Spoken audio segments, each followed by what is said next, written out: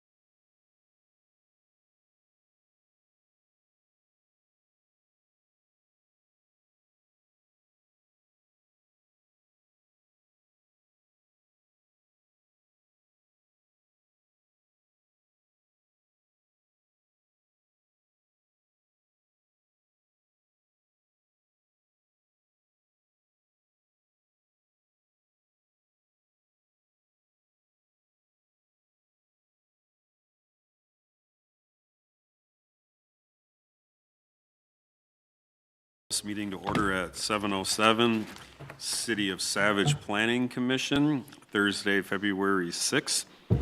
If I could have roll call, please. All right. Brown? Christensen? Here. Item? Here. Nelson? Here. Thompson? Here. Wolf? And Zespin. All right, thank you. If everybody could please stand, face the flag, and state the Pledge of Allegiance.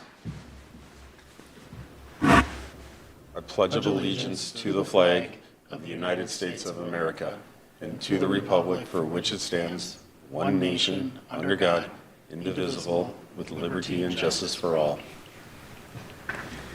Thank you very much. Mr. Chair, I move we approve the agenda. Okay, we will have a motion to approve the agenda. Do I have a second? Second.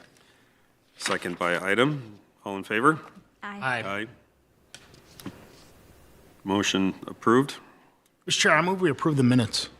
Do we have anybody that sees anything out of order in the minutes?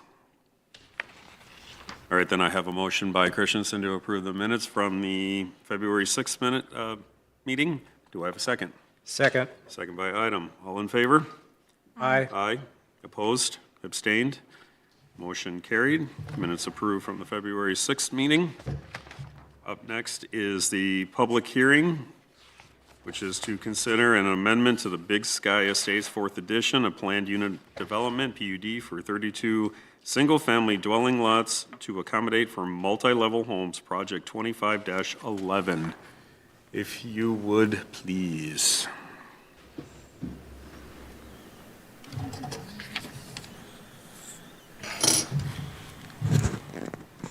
Thank you, Mr. Chair and Planning Commission members. So the Big Sky Estates residential development area is located in the southwest boundary within the city of Savage. It's outlined in red on your screen. The site is located north of County Road 44 and west of County Road 27. The city of Prior Lake is on the western boundary and city of Credit River is to the south. There was a plat that was approved for the 4th edition. It's outlined on top of this aerial image on your screen here in yellow. Last year for 32 lots and 1 outlot. And it does include the road extension of Aquila Avenue going south and extensions to the west on Wyoming Avenue and 159th Street. So we're looking at this plat again here. A PUD amendment application was approved in 2024, and that PUD amendment approved an increase for the allowed maximum impervious surface area from 38 to 45% for 5 lots that are less than 9,000 square feet. And it also allowed reduced lot widths to 57.5 feet for smaller lots. And then if you remember seeing these colorful images of the lot widths that I shared when we were reviewing the 4th edition plat, this just shows the lot width ranges in the Big Sky Estates 4th edition, and they do range in width from 65 feet up to 150, or excuse me, up to 100 feet or more.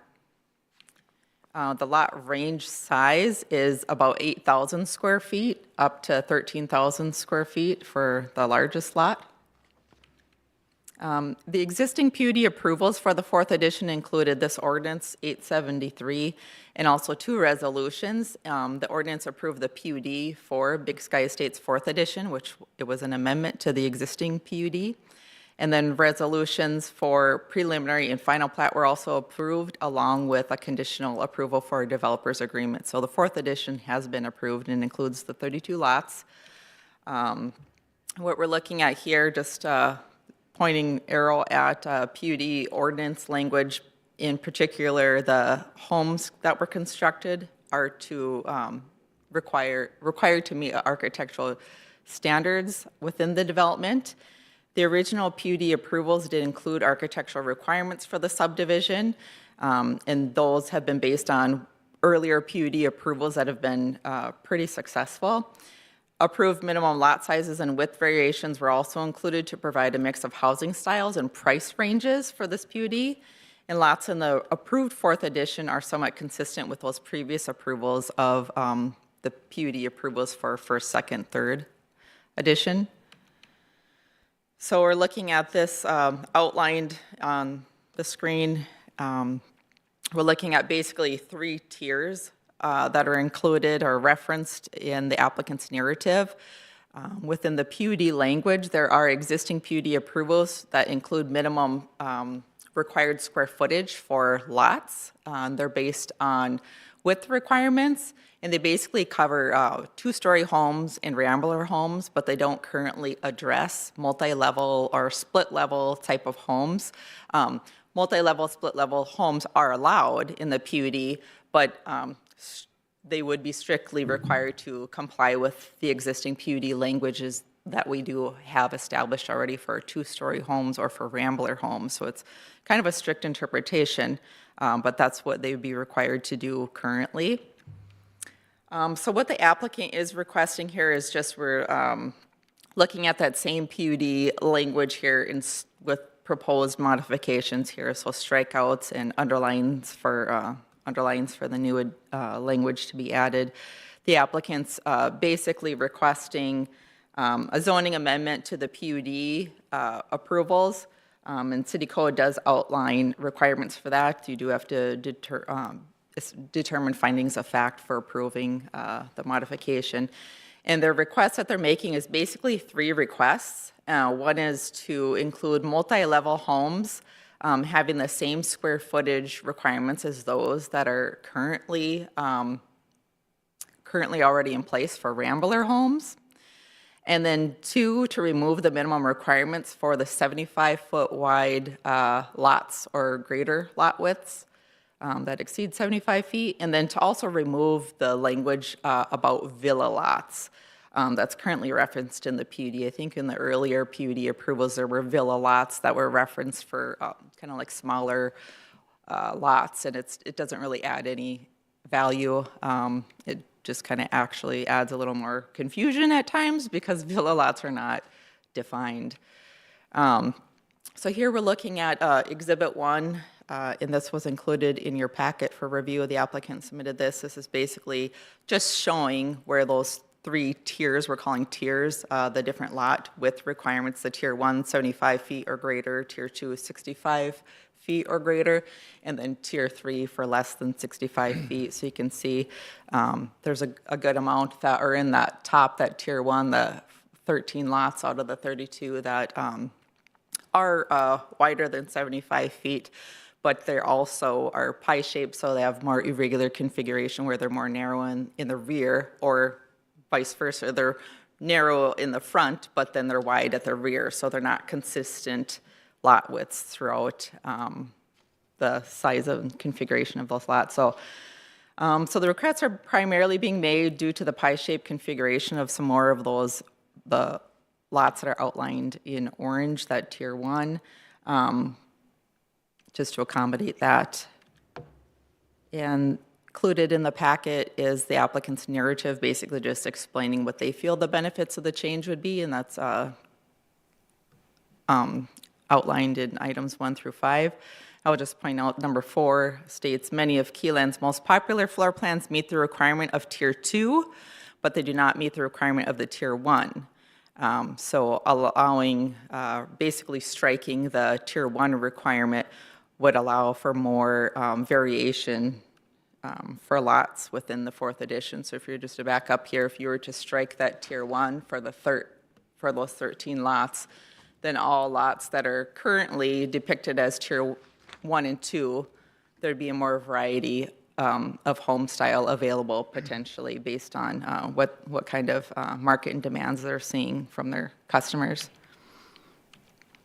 Just to back up here, so basically they're stating that it will allow more flexibility with the home styles and floor plans, and that it would create more variation throughout the neighborhood. And then applicant is also present this evening if they wish to address the Planning Commission with any additional information that they'd like to highlight. Otherwise, I'd like to take any questions from you before we open up the public hearing. Great, thanks, Angie. I did have some questions before we get to the applicant and open the public hearing. First one, I guess I wanted a clarification on that. Are we saying that we're not going to allow the multi-level and/or split on the Tier 1 lots? Or we are? I don't believe they would fit on the Tier 3, but the multi-levels would, my understanding is that they would work on a Tier 1 or Tier 2. Okay, The Tier 3 is the smaller lots, but okay. I was just, because the splits generally are smaller, so I was wondering if it was possible to put the small split on a large lot and something that you probably would want to reserve for a Rambler. yeah, and I think that the Tier 1, they're not necessarily large lots, it's just they're wider at the front or the rear. So placement of the actual footprint of the home becomes a little bit more challenging in trying to meet setback requirements and, so, yeah. Okay. The second one is there was reference to the third edition also having lots that could fit splits or multi-levels. Why isn't the applicant requesting that? It seems that that would be a welcome addition as well, to have more options in the third edition as well. So I believe it's pretty well built out. If it's not, there are still lots remaining, and maybe we can ask the applicant that question. But I believe they're requesting only for the fourth edition. Anything first through third edition would basically have to meet the criteria of the Rambler or the two-story home by what was approved. So their request is only to amend the language for fourth edition only at this point. Okay. And then the last question, well, I guess second to last question is do we have any examples of elevations of what these multi-levels are going to look like? I haven't included those in the packet. Those haven't been provided either, but I'm not sure if the applicant has those with them tonight at all, but Okay. And then Yes. the last one, I happen to see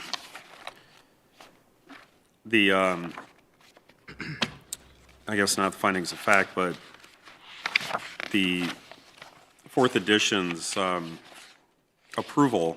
And what I saw was missing in there was that we had requested that it match the third edition for color scheme, and that we had requested that houses across the street not match as well. And that got missed or not put in there when it was presented to Yeah. the council. let me double check that because that should have stayed. So it didn't. It doesn't look like it's in there. I was looking at the one that the mayor signed in there, and it's not in there. It only said adjacent houses. So and we had specifically requested that Okay. it matched. So I don't know if that was an omission or if the council pulled that out or what happened there, but it's not there. And we already have trouble with the applicant in the third edition putting adjacent houses in that are identical in color when they're not supposed to be. So, I'll check that. okay. Thank you. Those are the questions I had, so I guess we can reserve those for the applicant. We have anything further for Angie?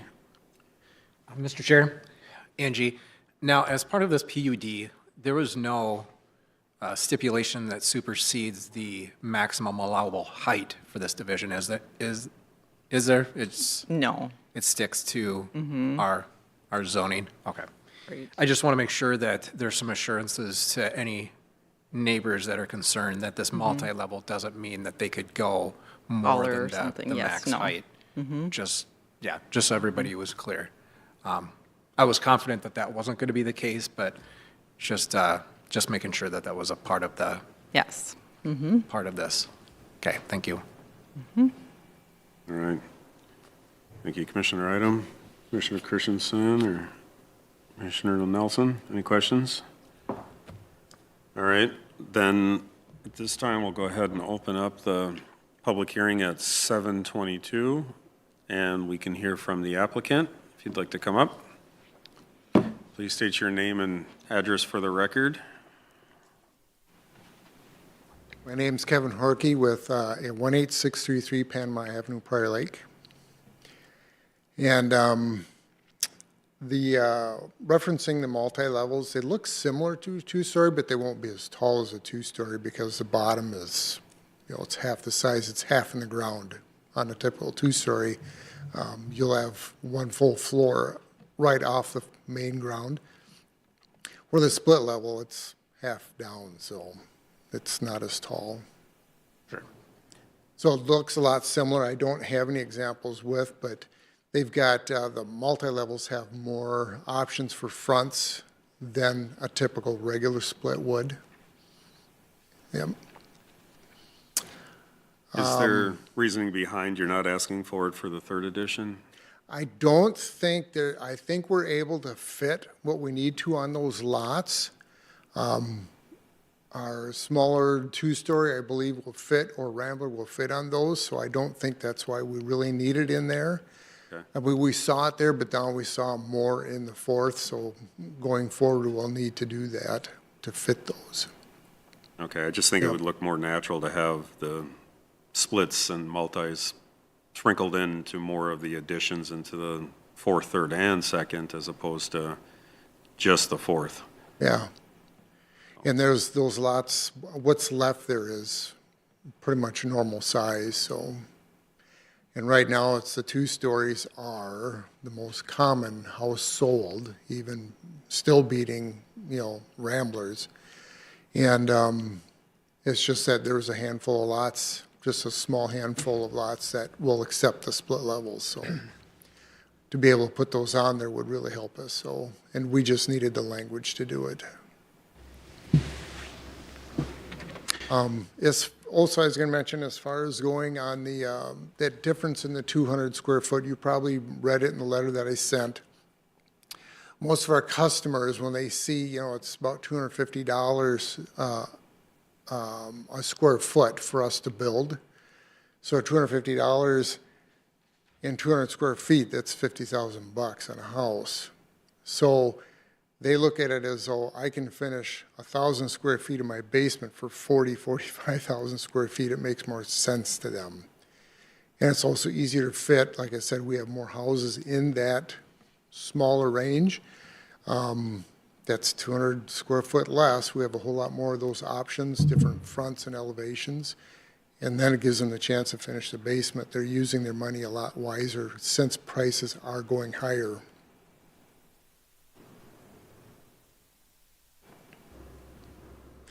Mr. Chair, thinking about the color piece of it, I'm just, this is more for my own education, but I'm curious how it works. When we require a certain color scheme, does that then prevent the owners in perpetuity from changing the color of their house, or is that just we just require that's how they build it? Jared? And I think that's for staff, or, Yeah, technically, it is part of the zoning code, so it is in forever until those are changed. got it. I appreciate that. Thank you. All right, anything further for the applicant? All right, thank you, sir, appreciate it. Thank you.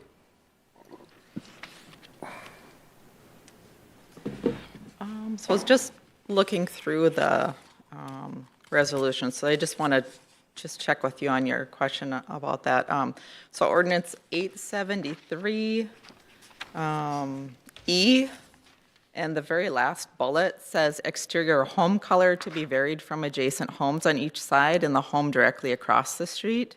Is that what you were looking for? Yes. Okay, so that's in there. Okay, it wasn't in, I didn't see it in what was, oh, okay. It's in this one, but not the following one. Okay, it must have been in the one that I was looking at, so thank you for pointing that out. Yeah. I just wanted to double check and make sure it was there. Was there anything else that you were thinking was missing, or? No, That was apparently it? the one. Okay. Commissioner Iden pointed out the one I was looking at, it was missing, but the Sure. one that you pointed out, it was there, so I'm not sure how that occurred. That the two documents in there are, I see one is a resolution and one's on a. One is one is resolution 246. Okay. And the other one is All the that- ordinance 873, so it just never made it over to the resolution. Because it is missing in the resolution, but the ordinance supersedes Okay. the resolution. All right, so that's what I read was the resolution, so, all right, so thank you for clarifying that.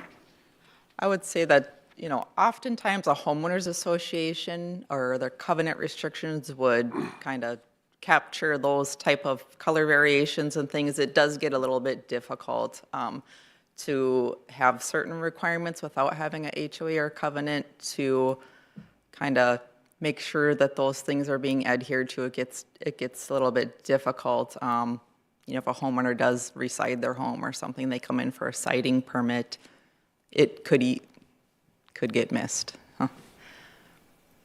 Right. Mr. Chair and staff, I mean, that was kind of a little bit of the purpose of my question is, I don't want us to become the siding police. It doesn't seem like a No, but good use of time. the city's going to catch it quicker than, somebody that's doing it 20 years later, so at least when they go in, it's going to be caught, it should be caught. So that we don't have 4 White Houses in a row. Yeah. So, Well, Mr. Chair, I would say that if 4 people want a White House in a row, they should, that's up to them. But anyways, we don't need to solve it, solve that here.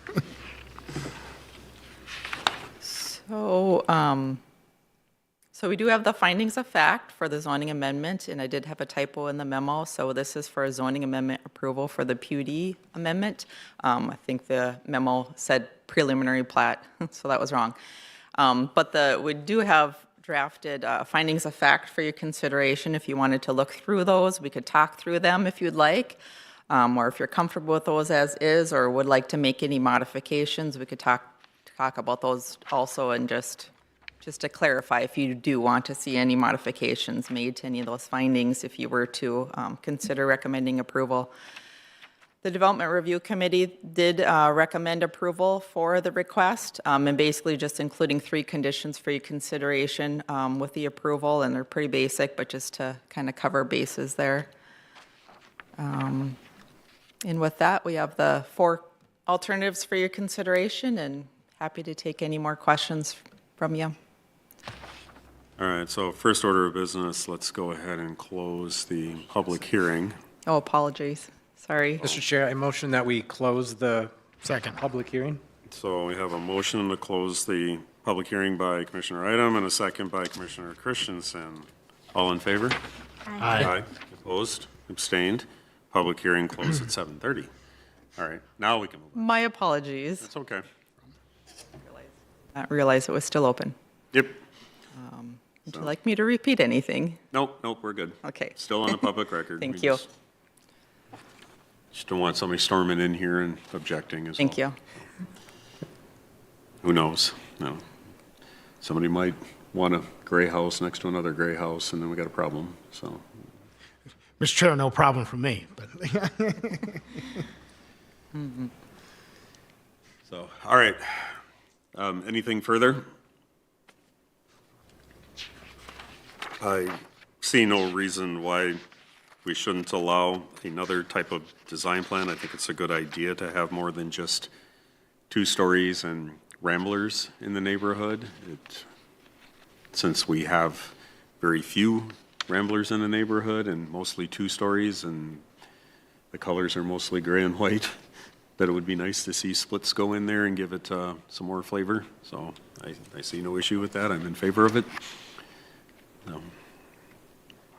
Mr. Chair, I also echo your sentiment. I think a variety of housing types, I think especially in this area, will help to present a more aesthetic look for both this neighborhood and the city, and I think it's a win-win for everybody to allow an additional housing type to this development. All right, very good. Do we have any further discussion on this? Mr. Chair, I move that the Planning Commission recommend approval for an amendment to the Big Sky Estates 4th Edition PUD for 32 single-family dwelling lots to accommodate for multi-level homes with the conditions listed in Alternative 1. All right, very good. We have a motion by Commissioner Christensen. Do we have a second? Second. Second by Item. All in favor? Aye. Opposed? Abstained? Motion carried. And this will go to the I council believe- on, I believe March 17th, City Council. okay, March 17th. Very good. Thank you for Yep. coming in, sir.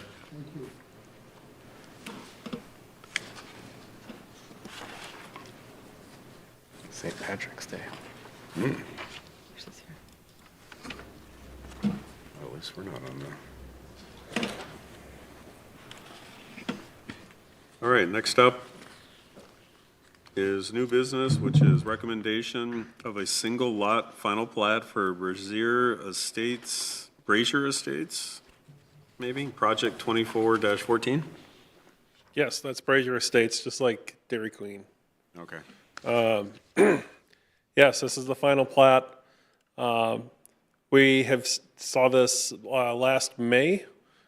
City Council approved a variance for a no basement, single-family dwelling, and for the preliminary plat on June 6, 2024.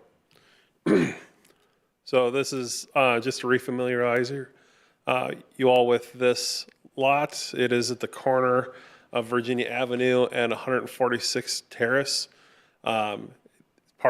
It's outside of the Eagle View Second Edition. It is zoned R1, and it is 1.44 acres, and it is also subject to shoreline zoning. So the outlot is undeveloped. There are wetlands on the property, and those have all been delineated and approved. They were not at the point the last time you guys saw this in May. So there is a 20-foot access and utility easement that is already filed with Scott County that will go off of Virginia to connect this lot to the street. So we do have a change from what's in your packet. We received an updated final plat with some corrected easements. The reason being is the easements didn't need to be as large that they were as in your packets, because these wetlands aren't they're not required a permit by the watershed district. So they fall under the city's guidelines entirely. So the easements were able to shrink, allowing for a larger buildable area on this lot.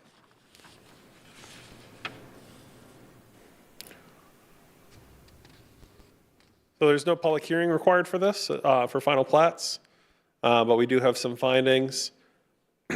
So the plat does substantially conform to the approved preliminary plat that was approved back on June 6th.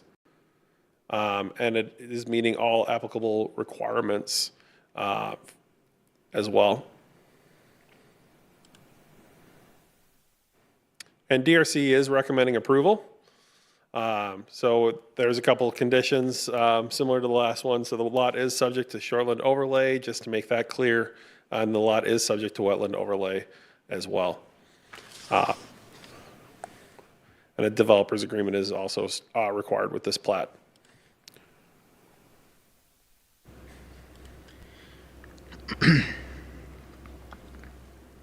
All right, thanks, Jared. Yep. All right, anything further from the commission? Any questions for Jared? This is the one that was over by Target, right, by the townhomes that we put in the slab on grades. And this is the property that's just to the south and west of it, Correct. correct? Yep. Yes. Mr. Chair, Jared, could you refresh my memory? This property is connected to city sewer and water, is it not? It will be connected to city sewer and water, yes. Okay, perfect.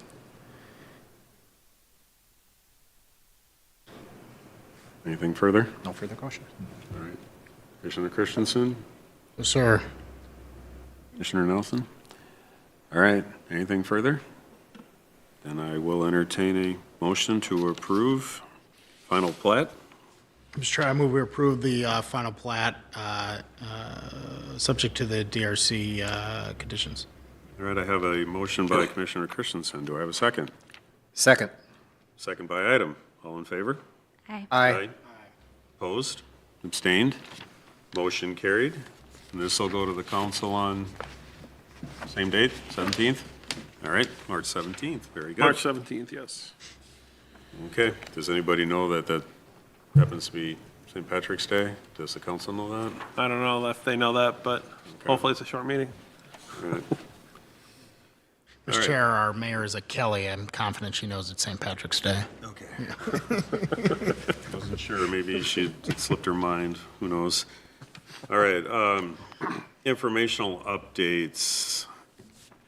So MnDOT is holding an open house at the library on March 18th, so the day after St. Patrick's Day, from 4:30 to 6:30.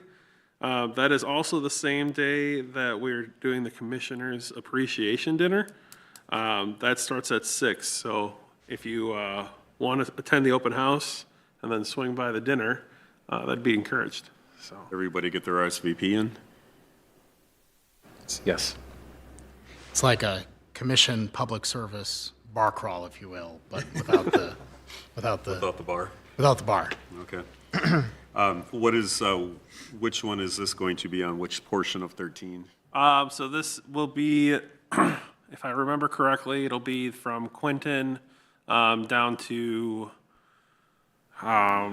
what's that? Lynn? Don't further into Burnsville. I can't All the way down remember. to Burnsville, okay. Chow, yeah, Chowan. Yes, Chowan, yes. Okay. Possibly further, I don't know. It's that stretch of 13. So it's the stretch of 13 that's going to impact downtown. I don't, the city council has made some requests. MnDOT had been here for a presentation as well. And so they're hoping to have, they've made some requests to minimize some of the impacts that some of these flyovers may have to the downtown as far as visibility and access, so. Are we gonna get our widened trestle bridges and stuff at that point, and? No, that is not part of this project, yeah. All right. Just kind of hoping we're gonna get some wider I know that streets. the construction, the reconstruction, there's some other construction projects that will be involved. I think that, if I remember correctly, that Sang had presented, that could happen in conjunction. We're just waiting to see what the final plans are for 13, so. When Highway 13's done, it's gonna be very Ripley. It is going to have some ups and downs, yeah. Yeah, it's going to be a lot like what's happened at 13 and 13 and 101 there. So. Mr. Chair, Jared, do you know how MnDOT is advertising this open house to the public? That I don't know for certain. I was just told that this was happening, so I Okay. figured we'd get you in the loop. So, Yeah, I appreciate that. I think people will be interested. yeah. Is this something that's gonna go on Let's Talk About Savage? No, because this is a MnDOT project. So, I mean, I think that we may be able to share whatever we know, but At least the yeah. open house, can we publish it there? I can certainly ask, yeah. Which I saw that we, speaking of Let's Talk Savage, that we had the speed limit reductions on our collector streets are gonna happen on May 1st, Yes. so. That's good news. Yeah, specifically 154th. Yes, so I was excited to see that one, and Louisiana Avenue, I was excited to see that one too. So. All right, and commission dinner, so, yep, okay, cool. Anything further? That's all. Anything else exciting happening? Nothing right now, no. Okay. All right, with that then, I will entertain a motion for adjournment. So moved. Second. All right, I have a motion by Item and a second by Christensen to adjourn. All in favor? Aye. Aye. Opposed? Abstained? Meeting adjourned, 7:42. Thank you.